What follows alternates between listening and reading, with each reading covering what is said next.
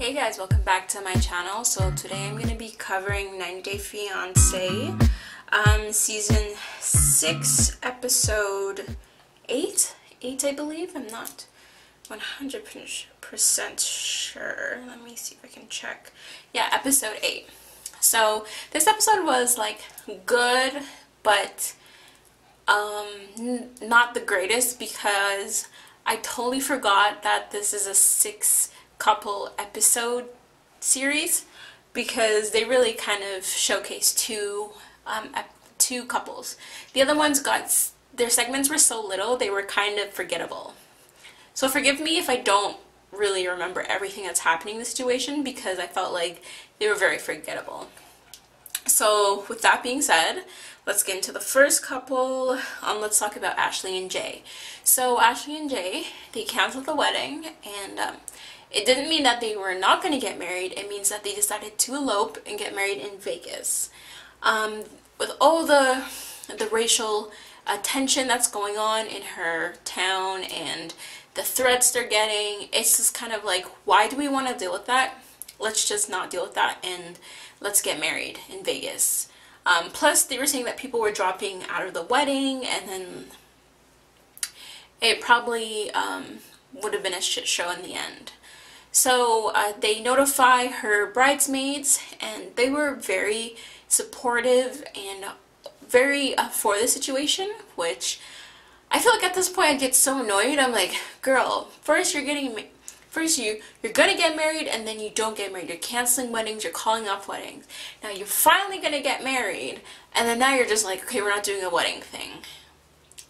But they were very good sports about it.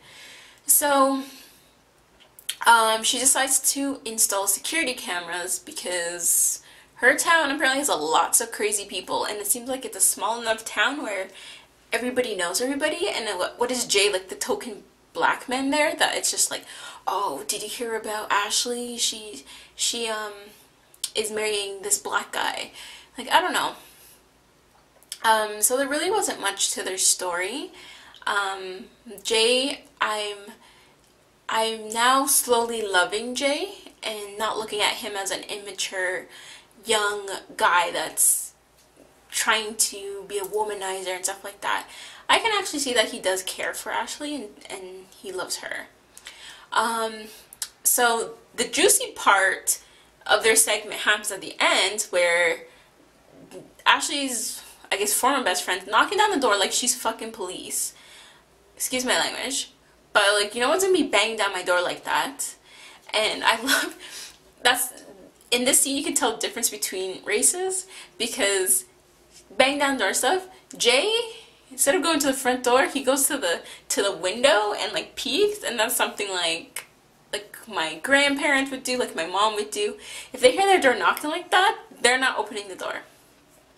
But Ashley goes to the door, and like, even if you're gonna go to the door, you look in the peephole or something like that. I guess she saw Natalie, and she just slammed on the door like, what the F do you want? Like, it was getting a little Jerry Springer there. But like, it was getting juicy. But unfortunately, that will be for the next episode. So I'm excited to see what happens with that. Okay, so let's do Colty and Larissa. So Larissa goes dress shopping with Debbie and Colt's cousin's wife. I forgot her name. And Larissa's given a budget of $1,000 or less. I don't understand with these couples. If you're given a budget, do your research. Why would you go to a store that have expensive items you can't afford, and then you look crazy coming there, wasting people's time, talking about like, oh, I didn't realize it was so expensive. Like, why didn't they go to like David's Bridal? So they go, and like Debbie's even like making comments of like, oh, this is expensive here. So Larissa wants a classy traditional dress with a little bit of like vavoom, and she kind of makes a remark that like Colt likes sexy. I guess he likes his women sexy, which like kind of made me uncomfortable. So she tries on this dress, and I like it.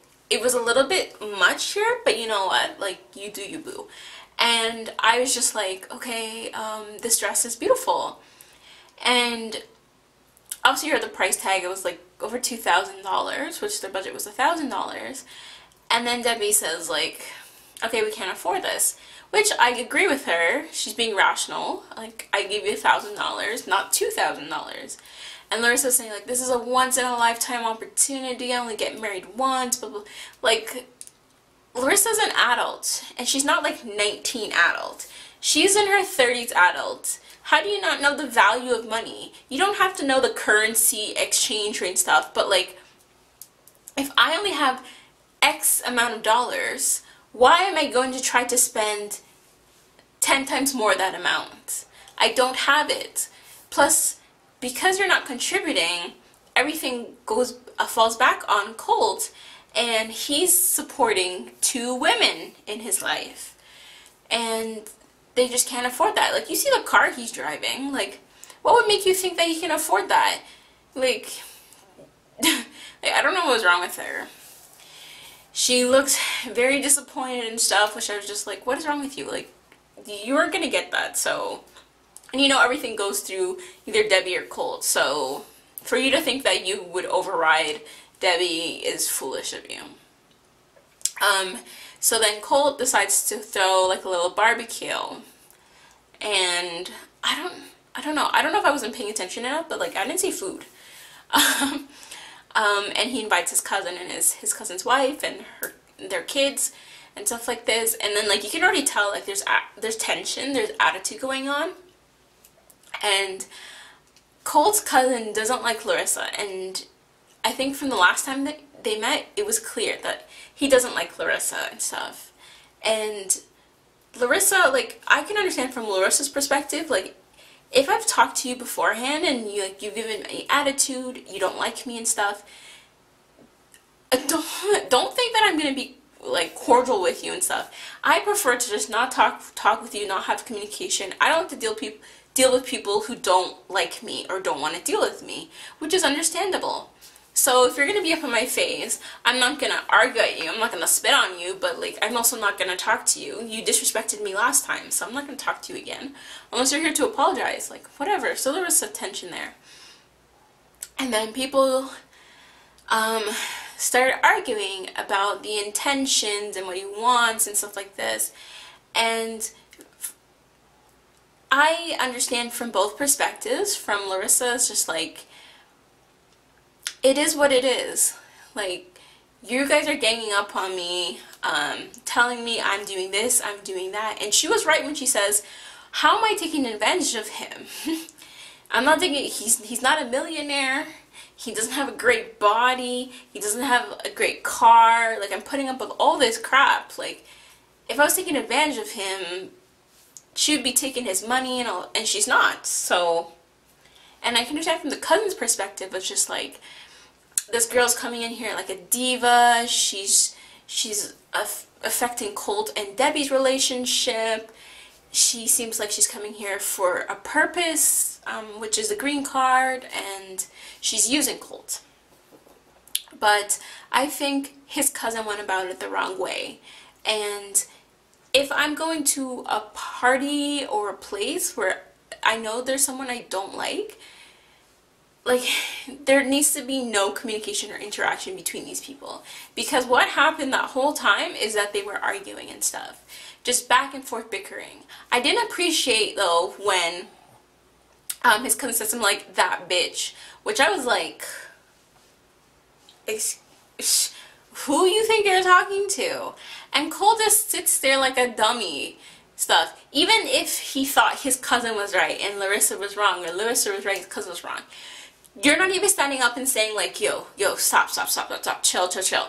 You're just like sitting there frumpy, just watching the argument happen and stuff. Him calling your girl out of her name and stuff, and your girl talking about, I run things, blah, blah, blah. Whoever betrays the queen will die, or something like that. And I'm just like, cool. It's like, okay, you're not gonna say nothing?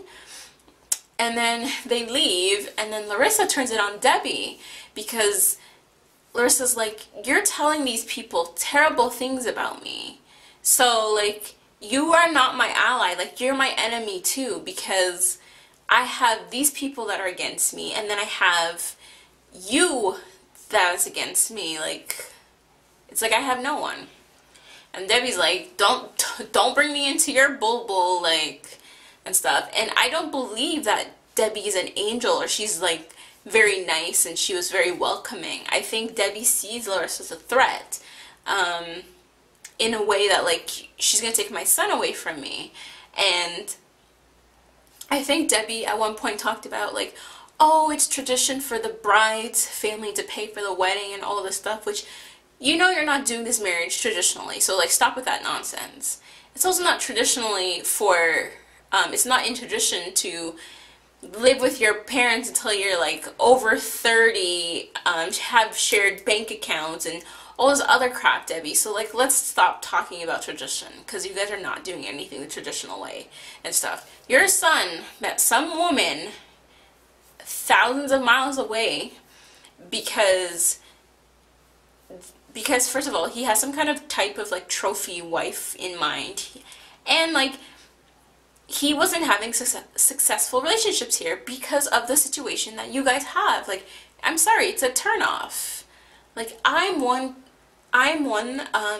that believes that you should take care of your parents and stuff, and, like, don't leave them stranded, but, like, also, you need independence in your own life, and you don't have that. So, I'm done with them. Like, honestly, Larissa and Cole, go get married. Go elope in Vegas somewhere, because there's no sense you guys have a wedding and stuff. No one's coming. No one's coming. Next is Jonathan and Fernanda. This was a really, really short segment, and I forgot that they were in the show. And it's basically Fernanda acting 10 times her age and telling Jonathan that you need to develop a relationship with your mother. You shouldn't have this hostile type of relationship, that your mother is, like, your life, and you need to have a good relationship and stuff, because family is everything. And that, like, I agree with everything she says, because I wouldn't feel comfortable if I'm dating a guy and he has a terrible relationship with his mom. Unless, like, his mom, like, abused him when he was a child and, like, beats him, aside from those points. But, like, you don't really talk to your mother. When you see each other, you guys throw shade at each other, and it feels really hostile. Like, I wouldn't want to be married into that type of situation. So I commend Fernanda for telling Jonathan to get your act together and develop a relationship with your mother. And it hits close to home with Jonathan. He starts crying. He says he wants to do better and develop a relationship with his mom. So I think that's it for the segments. If there was more, I didn't see it or I wasn't paying attention. So, okay, so next we have Kalani and Asuelu. So, their segment, once again, was short too. It has, their segment had Asuelu crying again, which I was very sad. When he cries, I'm just like, no, don't cry. But I think that he's very emotional, so he's quick to cry. So he's talking to Kalani about, I guess, their communication and their, like, I don't want to say intimacy, because he doesn't mean, like, sex, but he just means, like, their lovingness. And, like, Kalani doesn't want to cuddle, and he doesn't want to be affectionate towards him, and, like, it hurts him because when he was in Samoa, he's always thought of, like, he's always hugged his pillows and sheets and thought, like, oh, I wish I could be with, like, my wife and my family, but I can't. And then, like, now he gets to be with her, and, like, he's very happy. This is what he wants. And it kind of, like, gets to Kalani, and she's like, oh my god, like, I think we're okay now. Like, I was just like, you guys didn't address any issue. He just said he wants more hugs and cuddles, and you're just like, okay, I'll give it to you. Okay, I think we're fine now. I really want to marry him. There was no problem that was being solved. Like, that's not really a problem, because that's something that, like, I can tell you to do, and you do it, and it's fine. It's like me telling you, like, oh, can you sweep the floor? And you sweep the floor. It's not an issue, or it's not, like, a big deal type of thing. So I was just like, you guys didn't solve any problems. Kalani, you need to trust Asuelu more with his child and stuff, and realize that he is a new father. He's come from a different culture, and that like it takes time for him to learn the, I guess, American way. And then like Asuelu, like, you need to step up to the plate and show Kalani that you are here to stay and that you want to be a father to your son and support your family. None of that was addressed. It was all about like hugging and stuff. Because in the next preview, you see Kalani going like, I don't know if I want to marry him. Because I'm just like, you guys solve any problems. And if I have to keep saying that over and over again, then it means like I'm not 100% sure. It doesn't even sound like she's like 50% sure. She's like meh. And there's a lot of times she refers to Oliver as like my son, my child, my baby. It's never like a collective, like this is our child, our offspring. It's like this is mine, mine. So, and like I don't think it would faze Kalani if like they broke up, Asuelu broke up and went back to Samoa and stuff. Like I feel like it wouldn't affect her, and it like how it might affect other people, because like I feel like she's not really in it and stuff. I don't know how long it was before she got pregnant from them knowing each other, but like it couldn't be that long, because I don't see like true love here. I just see like, you're the father of my child, so I have love for you type of thing. So I was just kind of like with them. Okay, next we have Eric and Lita. So drama with them. Okay. Where do you start? So Lita is trash. Like when I call someone in my personal life, when I call someone trash, like I'm not effing with them. Ever. And like Lita is trash, like a bottom of the barrel, like under the ground type of thing. She's an adult, okay? I don't understand why she can't understand the concept of child support. It's to support your child. Eric is not together with the mother of his child, which is fine. So we're not together, but your child still needs clothes, your child still needs food, your child still needs stuff. So you give the child's mother money to spend it on your child. Like, what the F? Like, what's wrong with her? She doesn't want Eric to pay child support. She doesn't want Eric to interact with his children, give up parental rights and stuff.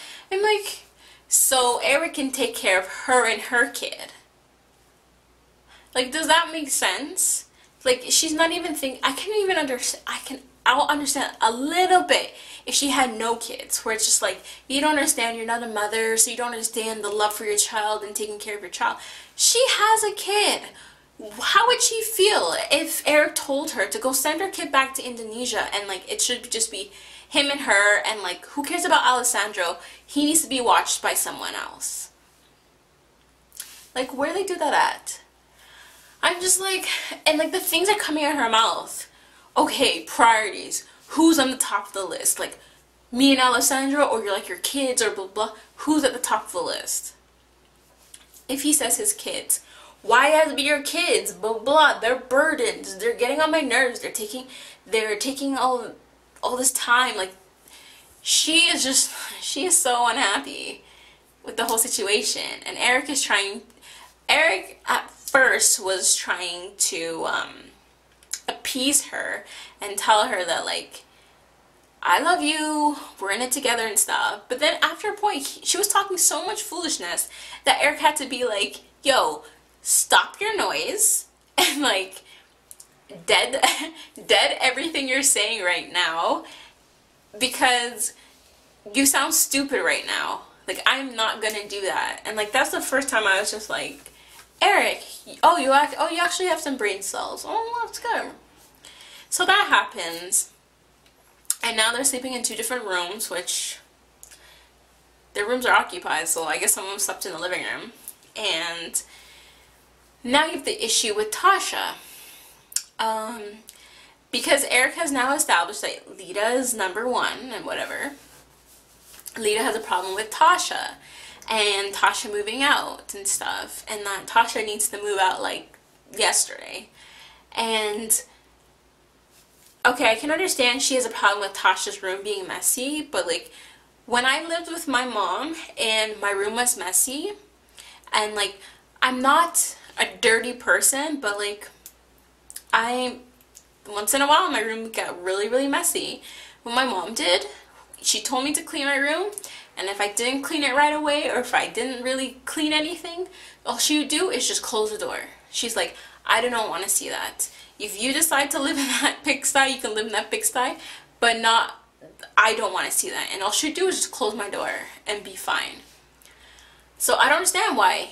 I can understand you talk to Tasha, tell her to clean her room. Tasha's gonna do what she wants to do, but all you have to do is close the door. You don't need to see that. Like, she knows that she needs to leave. Tasha needs to leave. But I don't think it helps with you just like bickering and causing all this trouble. So they argue and they're cussing each other out and stuff, and like, Lita, if you were my stepmom, let's just say that I'm not scared to step to you, type of thing. You're not going to be calling me out my name, telling me I need to get my house, turning my father against me. Like, you're not going to do that. And like, watching their segment just got me so heated, because it was just like, I hope Eric now watches that back and realizes how shitty Lita was and stuff, and how terrible she looked. She looked spoiled, she looked selfish, she looked crazy, she looked rude, she looked like such a bad person. And like, even if Lita was a good person at heart, you couldn't tell me. I wouldn't believe you with all the crap she's saying. And like, Tasha is still, I think she's like 19. She's still a young person. Lita, you're like pushing 30, and you were living with your parents, having everybody take care of you and all this stuff. So like, please don't act like, oh, like Tasha's so old, she needs to move out and stuff like that, because you were living on your parents' roof, having them take care of you. And then I don't understand, at one point it seemed like she was here for a green card because she wanted to pursue her medical career, and whatever that means, like, I have no idea. But like, just everything that's coming out of her mouth, like every time I just wanted to just like, pfft. And like, you've now, thanks a lot, ruined the relationship that Eric had with Tasha, because Tasha's done with his shit and Lita's shit too, because it's just like, my dad is telling me, get out, get out. He tells me he can't defend me because his new girl's gonna get mad at him. And then like, all I keep hearing is, get out of my house, get out of the house, get out of the house, from this crazy girl. And like, okay, fine, I'm done. So Eric, good luck to you. At the end of this, you're gonna have no kids. No kids are gonna want to be with you. So that's. So last but not least, we have Eric. No, I just finished talking about them. We have Olga and Steven. So they've finally like stopped like arguing and calmed down, and now they have to look about the baby's documents. They need the baby to be a U.S. citizen, so he can get a U.S. passport, so he can go and live in America. And then also, Steven needs to take care of the K-1 visa. So he goes and, oh, sorry, I don't know if that's before. Okay, I don't know what order I'm talking about it, but it doesn't matter. He goes and meets with the lawyer, and he talks about the citizenship process. And it seems pretty straightforward, pretty easy. They need to travel to Moscow to go to the embassy to give them the information, so I'll look at the passport. So it's just kind of like, okay, cool, this can happen. But when it comes to the K-1, because of the political angst between the countries, it's just kind of like, they're not really accepting that much applicants, they're not doing much interviews, so like, it is what it is. So then, obviously Steven's bummed because he had this whole plan that like him, Olga and the baby were gonna come to the US and live there. But that might change now. But in Steven's head, he's just kind of like, okay, then I might have to just take the baby with me, which Steven, like, over, like, Olga's dead body. Like, that's happening. So, especially with your temper and the way you are, that's not happening. They go to Moscow and they meet Olga's friend. I don't remember her name. And they're kind of talking about, like, she's talking to him about the things she's heard about Olga, about the relationship and some of the problems they have. And it's funny to me when people, like, you bring up something like that and people are like, oh no, you know, we're okay and stuff. And then they end up having an argument in front of you and you're just like, yeah, you guys are fine, right? So they start arguing a little bit and stuff, but at least they've kind of calmed down a bit versus the last couple episodes where Steven has been kind of more aggressive with the arguing. But there's no way that Steven's gonna bring the baby to America without Olga. Your best bet is have your baby be a citizen, U.S. citizen, and wait until Olga gets her papers and stuff. Because who's gonna be taking care of the baby, Steven? So you gonna be a stay-at-home dad? Like, where do you live, even? Like, are you gonna get mad that, like, people are giving the baby more attention than you, and people are hang out with the baby more than you? Like, until you get your ish under control, and that's not happening. So, good luck with that. But I think that's it with the couples. This episode was pretty good, but, like, it was only really about 2 couples versus 6. But it was at least juicy.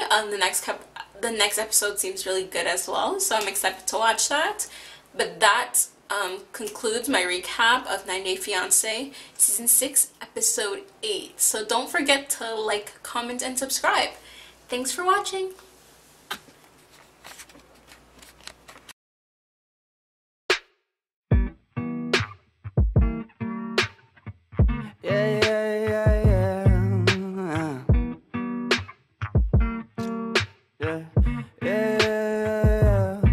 I'm just a dumb cunt, fucking sick and tired of it. Maybe I could front love, maybe I could buy a zip, maybe I get fucked up. Next time I could save some. Why it's gotta be like this? Why it's gotta be that way? Put it inside. Feel so rise up, banging on that loud.